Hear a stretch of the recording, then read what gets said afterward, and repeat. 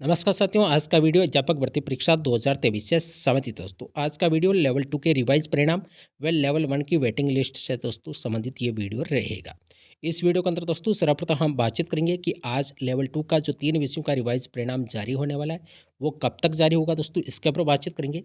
संशोधित आंसर की जारी होगी, क्या परिणाम रिवाइज हो रहा है तो संशोधित आंसर की भी जारी होगी दोस्तों, इसके ऊपर भी बातचीत करेंगे। क्या कट ऑफ रिवाइज परिणाम में कम होगी या बढ़ोतरी होगी दोस्तों, इसके ऊपर भी बातचीत करेंगे। और इन 3 विषयों के अलावा जिन भी विषयों का लेवल 2 का रिवाइज़ परिणाम जारी होने वाला है, वो कब तक जारी होगा? क्या इसी महीने के भीतर परिणाम जारी होगा या फरवरी के अंदर जारी होगा दोस्तों? इसके ऊपर बातचीत करेंगे।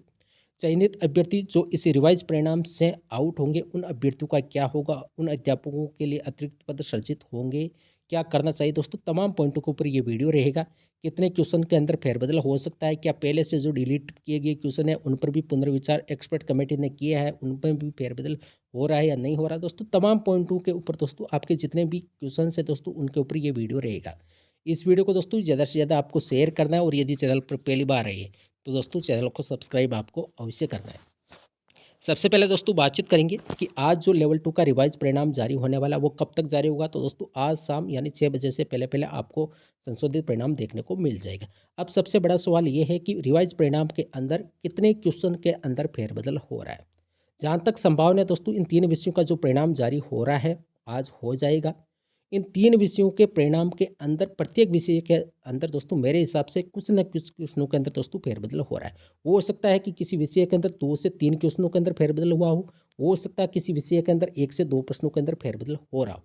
अब कुछ ही दोस्तों घंटों का आपको इंतज़ार और करना है, आपके सामने स्थिति साफ हो जाएगी किस विषय के अंदर कितने प्रश्नों के अंदर फेरबदल हुआ है। अब सबसे बड़ा सवाल कि मान लीजिए क्वेश्चनों के अंदर फेरबदल हुआ है, तो जो कट ऑफ जारी होगी तो वो संशोधित कट ऑफ आपको देखने को मिलेगी। यानी मान लीजिए किसी विषय का जो इन 3 विषयों का परिणाम जारी हो रहा है, इसमें पहले जो कट ऑफ आई थी मुख्य परीक्षा का जो परिणाम आपका 1 गुने का जारी हुआ था, उसके साथ जो आपकी कट ऑफ आई दोस्तों, उसके अंदर आपको फेरबदल देखने को मिलेगा। यानी मान लीजिए किसी विषय की कट ऑफ 200 के आसपास, अब ये कोई सटीक नहीं है कि 200 किसी की गई है या नहीं गई है, मुझे नहीं पता। लेकिन जिस भी विषय की मान लीजिए जितनी भी कट ऑफ गई आपकी, चाहे उर्दू हो, चाहे पंजाबी हो, चाहे आपकी साइंस मैथ हो, इनकी जो भी कट ऑफ गई है उसमें हो सकता है मे बी पॉसिबल कि 2 से 3 नंबर की कट ऑफ में बढ़ोतरी भी हो सकती है और हो सकता है कि 2 से 3 नंबर की दोस्तों गिरावट भी आपको देखने को मिल सकती है। ये मैक्सिमम है, मेरे हिसाब से इतना अंतर नहीं आएगा। हो सकता है कि 1 से लेकर दोस्तों 1.5 नंबर तक कट ऑफ में बढ़ोतरी या गिरावट आपको देखने को मिल सकती है। यानी आपकी कट ऑफ संशोधित हो सकती है। अब वो देखने वाली बात होगी कि जिन प्रश्नों के अंदर फेरबदल हुआ है, उन प्रश्न कितने अभ्यर्थियों के सही थे और कितने अभ्यर्थियों के गलत थे, कितने अभ्यर्थियों ने उन क्वेश्चन को अटेम्प्ट नहीं किया दोस्तों, उसी के आधार पर आपकी संशोधित कट ऑफ बनने वाली है। अब आपको इंतज़ार ज़्यादा नहीं करना पड़ेगा। कई सारे ऐसे स्टूडेंट होंगे जो कमेंट करेंगे कि सर कितनी रह रही है साइंस मैथ की कट ऑफ में, कमी है या बढ़ोतरी है। दोस्तों किसी को कोई आइडिया नहीं है, सभी का अनुमान है।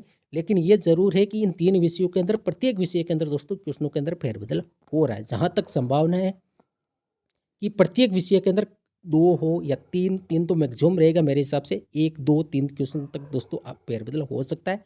अब सबसे बड़ा सवाल कि जो क्वेश्चन पहले से डिलीट किए जा चुके हैं, उन प्रश्नों पर भी क्या पुनर्विचार एक्सपर्ट कमेटी ने किया है या नहीं किया है? उन प्रश्नों के भी आंसर सही किए गए या नहीं किए गए दोस्तों, वो किसी को नहीं पता है। अब आपको इंतज़ार ही करना है दोस्तों, कुछ ही घंटों का और इंतज़ार कर लीजिए, आपके सामने स्थिति स्पष्ट हो जाएगी। लेकिन ये ज़रूर है कि जिन भी विषय के अंदर 1 हो या 2 हो, कितने भी क्वेश्चन के अंदर यदि फेरबदल हुआ है, तो दोस्तों आपका जो परिणाम जारी होगा, उस परिणाम की पीडीएफ के साथ ये साफ-साफ लिखा रहेगा कि इस विषय के अंदर इस जो आपका आंसर की जो सीरीज़ है या क्वेश्चन पेपर का जो सीरीज़ है, उसके अंदर इस प्रश्न के अंदर पहला आंसर ये था और इसका हमने ये माना, फाइनल ये आंसर माना है दोस्तों, वो साफ-साफ मेंशन रहेगा। और हो सकता है कि जिन भी विषयों का संशोधित परिणाम जारी हो रहा है, उन विषयों की दोस्तों संशोधित आंसर की भी आपको आज ही देखने को मिल सकती है। अब क्या कट ऑफ कम होगी या बढ़ेगी दोस्तों, वो डिपेंड करेगा कि जो क्वेश्चन के जिन क्वेश्चनों के अंदर फेरबदल हुआ है, वो क्वेश्चन कितने अभ्यर्थियों ने सही किया है। यदि मान लीजिए एक क्वेश्चन ऐसा है जिनमें से अधिकतर अभ्यर्थियों ने उस क्वेश्चन को अटेम्प्ट नहीं किया या अधिकतर अभ्यर्थियों के वो क्वेश्चन सही नहीं था, गलत था, तो हो सकता है दोस्तों बाकी जितने भी शेष वैलिड क्वेश्चन है उनके अंक बार बढ़ा दिए जाएंगे, तो हो सकता है कट ऑफ में बढ़ोतरी हो जाएगी। और मान लीजिए ऐसा क्वेश्चन था जो लगभग सभी अभ्यर्थियों के सही था, अधिकतर अभ्यर्थियों के वो सही था, तो हो सकता है उस क्वेश्चन को डिलीट किया जाए, तो कुछ पॉइंटों की दोस्तों कट ऑफ में आपको गिरावट भी देखने को मिल सकती है। वो डिपेंड करेगा कि कौन-सा क्वेश्चन कितने अभ्यर्थियों ने सही किया और कितने अभ्यर्थियों ने उस क्वेश्चन को नॉट अटेम्प्ट किया यानी अटेंड नहीं किया और कितने अभ्यर्थियों ने उस क्वेश्चन को दोस्तों गलत उनके आंसर दिए थे। उसके हिसाब से दोस्तों आपकी कट ऑफ में कमी या बढ़ोतरी देखने को मिलेगी। अब चयनित अभ्यर्थी जितने भी हैं, चयनित अभ्यर्थियों के लिए अतिरिक्त पद सृजित होंगे दोस्तों। ये कई सारी अभ्यर्थी ऐसे हैं जिन्होंने कई सारे मुझे कमेंट देखने को मिले। कमेंट करें कि सर क्या होगा जो अभ्यर्थी चयन जिनका हो रखा है, मान लीजिए कट ऑफ के अंदर कुछ अंकों की बढ़ोतरी हो गई और जो कट ऑफ के आसपास है, सबसे ज़्यादा डेंसिटी दोस्तों आप सभी को अच्छी तरह से पता है कि कट ऑफ के आसपास रहती है। मान लीजिए किसी विषय की कट ऑफ 200 है, तो 200 से लेकर 201 या 199 से लेकर 200 के बीच में दोस्तों एक एक नंबर पर सबसे ज़्यादा डेंसिटी कट ऑफ के आसपास रहती है, यह आप सभी को अच्छी तरह से पता है। और मान लीजिए किसी विषय के अंदर यदि एक क्वेश्चन के अंदर भी फेरबदल हो रहा है, तो दोस्तों कम से कम मेरे हिसाब से चाहे कोई सा भी विषय हो जिसमें यदि पोस्टेज ज़्यादा है, डेंसिटी ज़्यादा है, तो दोस्तों कम से कम 200 से लेकर 300 अभ्यर्थी प्रभावित होते हैं। तो मान लीजिए 200-300 अभ्यर्थी कट ऑफ में बढ़ोतरी हो गई, तो मान लीजिए किसी विषय की कट ऑफ 200 गई हुई है और संशोधित परिणाम के अंदर उसकी कट ऑफ 201 चली गई। तो जो 200 से लेकर 201 के बीच में जितने भी स्टूडेंट थे दोस्तों जिनका चयन हो रखा था, वो अभ्यर्थी तो बाहर होंगे। लेकिन दोस्तों आपको सरकार अतिरिक्त पद सृजित करके दोस्तों आपका समायोजन होगा। आपको टेंशन लेने की आवश्यकता नहीं है, लेकिन आपको मेहनत भी करनी पड़ेगी दोस्तों। अतिरिक्त पद सृजित करना उतना आसान नहीं है जितना आप मान रहे हो। आपको मेहनत करनी पड़ेगी। इसमें बोर्ड भी एक्टिव है दोस्तों, सरकार भी अच्छी तरह से एक्टिव है। आपको टेंशन लेने की आवश्यकता नहीं है, आपको ज़्यादा डिप्रेस होने की बिल्कुल भी आवश्यकता नहीं है। आपको प्लानिंग के तौर पर दोस्तों ये कार्य करना है और सरकार, बोर्ड सभी आपके पक्ष में है। तो जिन भी चयनित अभ्यर्थी यदि आज के संशोधित परिणाम के अंदर भगवान ना करे कि वो बाहर हो, यदि बाहर हो भी जाए तो दोस्तों आपको टेंशन लेने की आवश्यकता नहीं है। बिल्कुल मस्त रहिए, प्रयास करिए दोस्तों, आपके लिए अतिरिक्त पद सृजित भी होंगे और एक भी चयनित अभ्यर्थी दोस्तों बाहर नहीं होगा। राजस्थान हाई कोर्ट ने भी दोस्तों सरकार को फटकार लगाई है कि जिन भी चयनित अभ्यर्थी चयन से वंचित हो रहे हैं, उन अभ्यर्थियों का दोस्तों चयन से वंचित ना करें, उनको बाहर ना करें। यह आप सभी को अच्छी तरह से पता होगा। कई सारे पिटिशनर भी बने हुए हैं, तो दोस्तों आपको टेंशन लेने की आवश्यकता नहीं है। कितने नए अभ्यर्थियों का चयन होगा दोस्तों, वो डिपेंड करेगा कि कट ऑफ में बढ़ोतरी हुई या कमी हुई। ये जाहिर सी बात है कि मान लीजिए किसी विषय के अंदर यदि 200 चयनित अभ्यर्थी बाहर हो रहे हैं, तो दोस्तों 200 नए अभ्यर्थियों का भी सिलेक्शन होगा उसके अंदर। तो 200 नए अभ्यर्थियों का भी सिलेक्शन होगा। हो सकता है किसी विषय की कट ऑफ कम चली गई, तो दोस्तों जाहिर सी बात है जितने बाहर होंगे उतने दोस्तों अंदर होंगे, क्योंकि जितने पदों पर परिणाम जारी करना था बोर्ड को, चाहे कोई सी भी विषय क्यों ना हो दोस्तों, उन्होंने मुख्य परीक्षा के बाद 1 गुने के परिणाम के बाद में जो भी आपकी लिस्ट आई उसी के माध्यम से दोस्तों सारे के सारे पदों को भर दिया गया था। अब जो संशोधित परिणाम जारी होगा उसके अंदर कुछ अभ्यर्थी बाहर भी होंगे, कुछ अभ्यर्थी अंदर भी होंगे, लेकिन जो चयनित अभ्यर्थी बाहर होंगे दोस्तों आपको टेंशन लेने की बिल्कुल भी आवश्यकता नहीं है। आपको कोर्ट भी दोस्तों आपके पक्ष में फैसला देने वाला दिया भी है, आप सभी को अच्छी तरह से पता होगा। इसी के साथ बोर्ड भी एक्टिव है। बोर्ड के अध्यक्ष जी आलोक राज जी ने भी दोस्तों अच्छी तरह से पहल की है कि इन जो चयनित अभ्यर्थी बाहर हो रहे हैं उनके लिए सरकार अतिरिक्त पद सृजित करके, इसके लिए वो भी मेहनत करे, आपको भी मेहनत करनी पड़ेगी। किस विषय के अंदर ज़्यादा बदलाव हो रहा है? कई सारे अध्यापक, कई सारे चयनित अभ्यर्थी ऐसे हैं जिन्होंने कमेंट किए कि सर क्या हमारे साइंस मैथ के अंदर कितने प्रश्नों के अंदर फेरबदल हो रहा है? चाहे आपकी उर्दू हो, चाहे पंजाबी हो, कितने प्रश्नों के अंदर फेरबदल हो रहा है? यदि टोटल प्रश्नों की बातचीत की जाए तो दोस्तों 18 से लेकर 20 प्रश्नों की संख्या बताई जा रही है। लेकिन किसी को ये नहीं पता है कि किस विषय के अंदर कितने-कितने क्वेश्चनों के अंदर फेरबदल हो रहा है।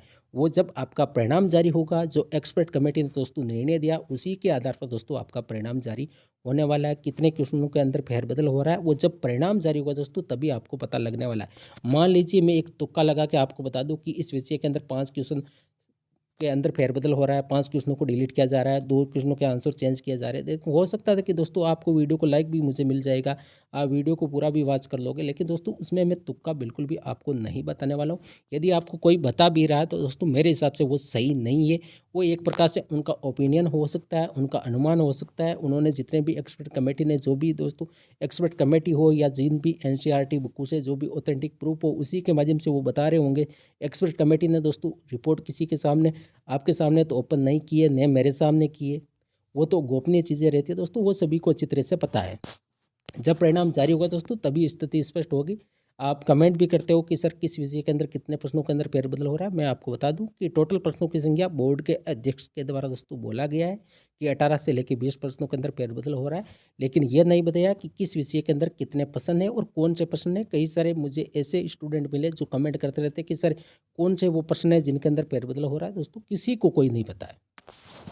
अब रिवाइज रिजल्ट से जिला आवंटन वापस होगा। कई सारे चयनित अभ्यर्थी जो होम जिला के अंदर नहीं है, जो गृह जिले के अंदर पोस्टेड नहीं है, उनको संभावना है कि जब रिवाइज परिणाम जारी हो तो यदि इधर उधर जिले मिल जाए, मान लीजिए कुछ चयनित अभ्यर्थी ऐसे हैं जिनको होम डिस्ट्रिक्ट मिला हुआ है और हो सकता है कि 5 से 7, यदि इतना तो फेरबदल होगा नहीं कि 5-7 नंबर का फेरबदल हो जाए, वो बाहर हो जाए तो बाकी अभ्यर्थी उस जिले के अंदर आ जाए दोस्तों।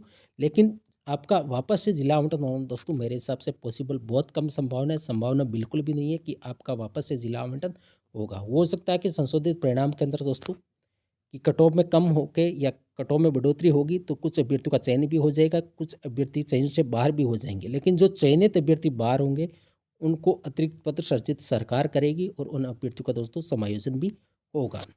अब रिवाइज परिणाम के साथ साथ दोस्तों आपका प्रोविजनल परिणाम भी आपको देखने को मिलेगा। प्रोविजनल परिणाम चाहे वो आपका साइंस मैथ का, पूरी संभावना है कि साइंस मैथ उर्दू और पंजाबी के जितने भी प्रोविजनल परिणाम है, जितने भी पेंडिंग परिणाम है, वो बोर्ड एक साथ जारी कर सकता है। आज पूरी की पूरी संभावना है।